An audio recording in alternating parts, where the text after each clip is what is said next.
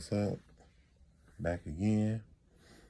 Another video for the day. 1 out of 2.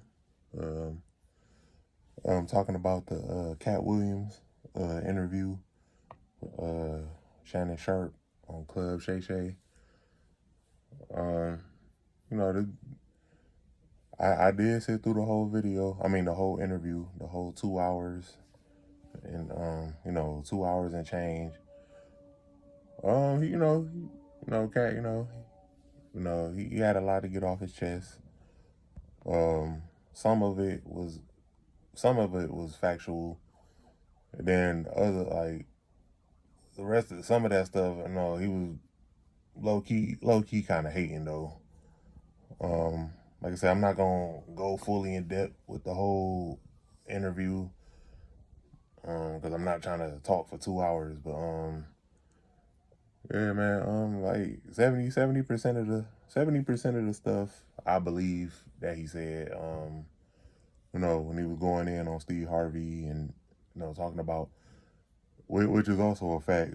He did steal Mark Curry's whole blueprint from hanging with Mr. Cooper to the Steve Harvey show, which back in the day, I was a fan of. I was a fan of both shows, but overall, I liked hanging with Mr. Cooper a little bit more. It was more authentic. Better characters. I just like the show more than the Steve Harvey show. But so like I said, that part was true. The him going in on Cedric the Entertainer, about him stealing his joke from 1998 to Cedric using the joke in the original Kings of Comedy. Then all the stuff he said about Ricky Smiley, being in the dress, and how Ricky Smiley was talking about how he was originally supposed to be Money Mike for Friday at the Next. So then once when he started going into the Illuminati aspect and all that shit, and and the industry plant, I get so sick and tired of people with this Illuminati shit. It's like shut up, bro. Like I don't believe that shit.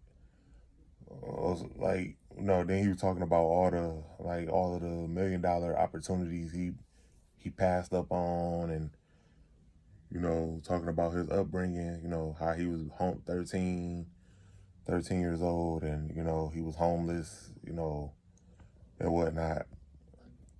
Like I said, 70% of the stuff, I was like, more than likely I believe is accurate. But that don't mean I believe every single thing he said. Like when he was talking about how 7 different male celebrities who all have the same looking wife. He took a little jab at Ludacris and talking about his wife was ugly and shit. Like, first of all, Ludacris's wife is fucking gorgeous. That woman is drop dead gorgeous. And I was like, Katt, he kind of reaching. But then Ludacris responded with a little 50-second freestyle that he posted on Instagram. It was cool. Cool little punchline. Ludacris, But yeah, man. Like I said, definitely the most viewed interview as of 14 days into the new year. That interview got a lot of views. I think within 3 days. What 30? I think 30 million views within 72 hours. That's how viral it went. Overall, man, it was, like I said, it was cool, man. Like I said, it was very, very amusing. Like I said, I was pretty much watching it for like amusement purposes. I wasn't looking too deep into decoding everything Katt was saying. like I said, I gotta, he kept my full attention for the whole 2 hours. Like I said, most of half of the shit he said, I do believe. Other half, like I said, that's kind of up in the air. Like I said, to each his own. But yeah, man, I like the interview, man. No, I'm not the biggest Katt Williams fan.